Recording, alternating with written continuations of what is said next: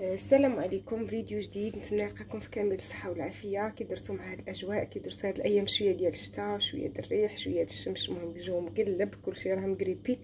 الله يشافي الجميع. كنعتذر على الصوت، شويه عيان. المهم بالنسبه اليوم ان شاء الله نقدم معكم واحد الخبيزات، وتنوريكم خميرتي تبارك الله نشطها في الليل، صبحت فايضه لاباس درتها في القصعه. المهم غادي نحيدها هي الاولى، غادي نبدا معكم في الوصفه مباشره. تبارك الله فاضت. انا درت بزايد لان باغا كميه شويه ديال الخبز يعني زايده. بالنسبه لانواع الدقيق اللي غندير، هنا عندي الشعير. هذا الشعير راني غربلته غير بالصفايه. غادي نديرو صراحه بالنسبه للكميات ما غاديش نعبر، غندير عيني ميزاني وانتم كديروا الكميه اللي تناسبكم. هذا دقيق الشعير البنات، دقيق الشعير يلاه غربلته، حيدت منه شويه ديال البلبوله وهذا خليتها حتى نصفيها.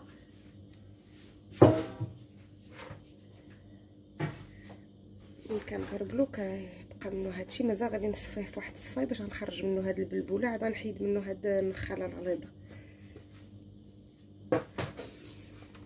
هذا دقيق القمح الكامل الزرع، غربلته غير بالغربل الغليظ، يعني خليته بنخالته. انا بغيت هاد الخبيزات يجيوني رطبين مفشفشين كيف تنقولوا، لان دايرهم على حساب واحد المناسبه.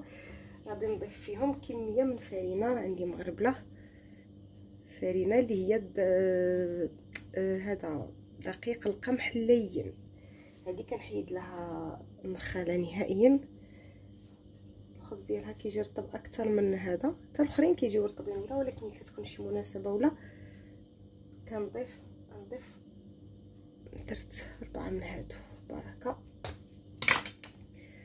وغنسم هاد الخبز غنسمو ان شاء الله دقيق الخروب. دقيق الخروب راه عندي مطحون ومغربل، غادي ندير فيه 4 حتى ل 5 ديال المعالق. بغيتو يجيني منسم مزيان بالخروب. كتشوفوا كنعمر المعالق مزيان، كتعرفوا القيمه الغذائيه ديالو زوين بزاف. انا درت 4 كبار عامرين مزيان ديال الخروب. وعندي هنا كميه ديال الزرار، عندي جنجلان والنافع وهذا وزريعه الكتان، عفوا ما يبينش، عندي زريعه الكتان جنجلان والنافع. غندير شويه ديال الملحه ضروري تاع ديال الذوق.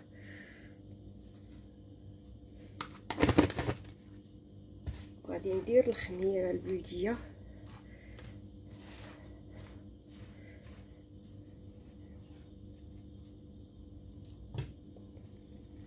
انا لاني دايره كميه كبيره غندير هاد الزلافه كامله، وهادشي اللي غيبقى لي في الزلافه هو اللي غنربي عليه خميرتي الاخرى، هو اللي باقي لي في الغطايه.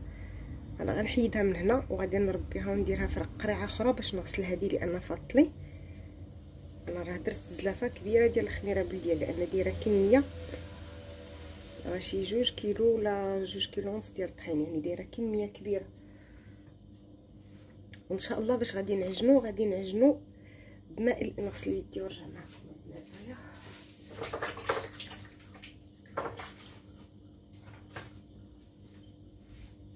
انا غادي نعجنو بماء الكيفير، وغادي نضيف فيه اضافات اخرين. انا عندي هنا ماء الكيفير. دابا نخلي لكم اللين ديال الكيفير في هذا صندوق الوصف. هذا الماء الكيفير بحال مشروب غازي طبيعي كيتصاوب حتى هو من حبيبات ديال الكيفير. صافي غادي نعجن بهذا ان شاء الله، وغادي نرجع معكم في الاضافات اللي غنضيف لهذا الخبز. انا بغيتو يجيني شي حاجه اللي زوينه وراقيه، قلت لكم غنديروا بمناسبه غادي نفطروا ان شاء الله غدا في الغابه من بعد ما غادي نترينيو، يعني مع مجموعه ديال اصدقاء وصديقات. ملي كنساليو كنتجمعوا كنفطروا كل واحد شنو كيجيب. انا بغيت نصايب لهم هاد الخبيزات ان شاء الله اللي يكونوا صحيين. المهم غادي نعجنوا مزيان، نعلكم مزيان ونرجع لكم ان شاء الله. من بعد ما جمعت العجينه مزيان ودلكتها شويه، غادي ندير هنا واحد الاضافات. عندي شويه ديال المشماش مقطع، المشماش مجفف مقطع. عندي هنا درت غير 2 حبات ديال التمر. عندي هنا شويه ديال الشريحه مقطع، غنضيف واحد الكميه.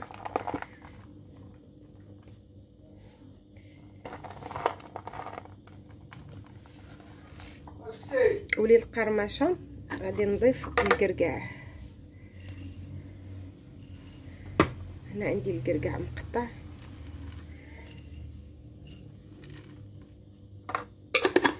بغيت هذا الخبز يجيني زعما شي حاجه اللي زوينه وراقيه. نص كاس ديال زيت الزيتون وكاع حتى طاقه زوين بزاف. غنضيف هادشي كامل وغادي نعاود نعجن الخبز ديالي وندلكو مزيان مزيان مزيان. ندخل هاد المكونات في الخبز ديالي.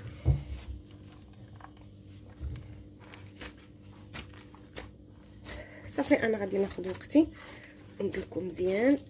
الا احتاج الماء نزيدو شويه ونرجع لكم ونخليه يخمر ان شاء الله، ونرجع لكم منين يخمر كامل ان شاء الله. بالنسبه للكيك اللي قلت لكم غادي ندير صراحه ما صورتوش لان كيك درتو شحال من مره. المهم انا الكيك دايما كنخدمو على حساب اللي كاين عندي في الدار. هنا درت 4 ديال البيضات، 4 البيضات صغارين، عندكم كبارين ديروا غير 3. درت كاس زيت الزيتون مع مرش، 2 معالق ديال دبس التمر، لحقاش درت فيه شويه ديال التمر والشريحه مقطعين طريفات، ودرت فيه كانوا بقاو لي من الخبز، ودرت فيه شويه ديال هذاك الكركاع وشويه ديال اللوز كان عندي محمر بقشورو. صافي وخلطتهم، درت لهم هنايا 3 ديال المعالق ديال الخميره بلديه، وجمعت الخليط بدقيق القمح اللين، خدمتها اليوم بفرينه. درت حتى 1 المعلقه ديال القشور ديال اللوز. ملي تخدموا باللوز هكا ويبقى عندكم القشور ديالو خليوه يطحنوه، راه ممكن كتستعملوا كيبانوا لكم هنا حبيبات كيجيو زوينين هكا في الكيك. صافي وجمعتها كتكون الكيك خفيفه. درت لها شويه اللوز ايفيلي والكركاع من الفوق، وغادي نخليها حتى تخمر مزيان مزيان. انا درت لها غير 2 معالق ديال دبس التمر لان قلت لكم درت فيها شويه ديال الشريحه والتمر مقطعين. بغيتي تجيني ديك التعليكه ديال التمر هكاك تيبقى طريفات. بغيتو ديروا تحليوها غير بالتمر ممكن ديروه في الماء حتى يرطب مزيان وطحنوه مع الخليط في الاول.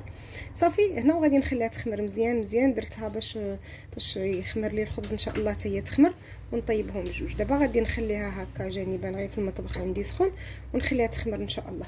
بالنسبه للخبيزات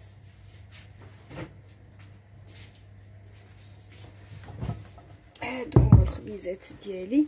شوفوا راه خليتهم هنا تخمروا مزيان مزيان مزيان. انا تخمر ليا الخبز عاد خلطت الكيك باش ان شاء الله قلت لكم يخمروا قد. صافي راه خمر ليا هنا مزيان. غادي ناخذ غادي نشكلوا خبيزات صغيور. انا غندير غير خبيزات صغيورين. انا قلت لكم غادي نديرهم في يعني الخرجه غنكونوا هكا. بغيت نديرهم غير خبيزات صغيورين كتجي وحيده هكا. غادي ندير لهم غير هكا. انا درت لهم هاد الطحين الابيض باش ملي كنقرصهم كندير لهم هكا الطحين وكنقرصهم غير شويه لان العجينه مخليها مرخوفه راه مازال غادي تنزل. وغادي نفلحها هكا على 4 وغادي نخلي نشوف واش عندي هنا.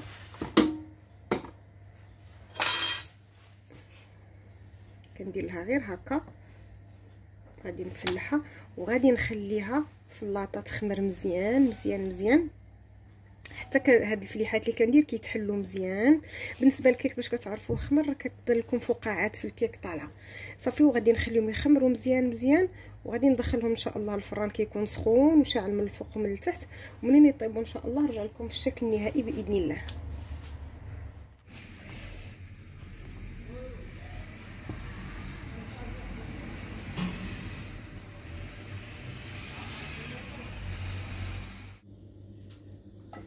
هنا من بعد ما طابوا الخبيزات وطابت ليا الكيك غنقرب لكم الكيك. شوفوا ما شاء الله هانتوما البواوق ديالها فاش طلعات جات طالعه تبارك الله. جات زوينه محمره مزيان.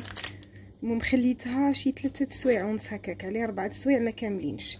ممكن تبقى على حسب درجه حراره المطبخ. انا عارفين اليوم شويه الحال سخون يعني راها خمرات مزيان عاد طيبتها. وبالنسبه للخبيزات هما هادو شوفوا كيف جاو تبارك الله. انا قلت لكم في التخمير حتى كنشوفوا هادو التفليحات تحلوا مزيان صراحه. باقي سخون شفتوا شو كيجي من الداخل مفشفش رطب كيجي حلو. انا ما درت فيه لا دبس التمر لا عسل لا والو. الا ما عندكمش هادشي د المكسرات الفواكه الجافه اللي درت انا ممكن ديروا فيه معلقه ديال العسل كيجي زوين، ولا دبس التمر اللي عندكم جا زوين. فيه طريفات ديال الشريحه، طريفات ديال المشماش، الكركاع، وتا الخروب راه حلو حتى الخروب راه حلو، حتى الحلاوه كتزيد تساعد في التخمير ديالو، مع داك ماء الكيفير حتى هو كيساعد في التخمير. صراحه جا ما شاء الله تبارك الله، جا زوين بزاف وغني بزاف، يعني غتاكلوا شي حاجه اللي غتعطيكم طاقه، خصوصا الناس الرياضيين بعد ما كيديروا شي مجهود وياكلوا خبيز بحال هكا، راه شي حاجه اللي زوينه بزاف، تعوض لهم بزاف ديال الحوايج اللي كتنقصهم اثناء التمرين الرياضي اللي كيديروا. وحتى الناس العاديين راه شي حاجه زوينه، الوليدات في طور النمو، المهم شي حاجه اللي صحيه وما تضركم لا في معده لا في والو. نتمنى الخبيزات ديال اليوم يكونوا عجبوكم. بالنسبه لي كيك راني حاطه لكم بزاف ديال لي كيك في القناه، يعني اشكال والوان ديال اشكال وانواع ديال الكيك اللي ممكن تنوعوا بها لوليداتكم. لهنا وصلت لاخر الفيديو، نقول لكم السلام عليكم الى فيديو قادم ان شاء الله. السلام عليكم ورحمه الله تعالى وبركاته.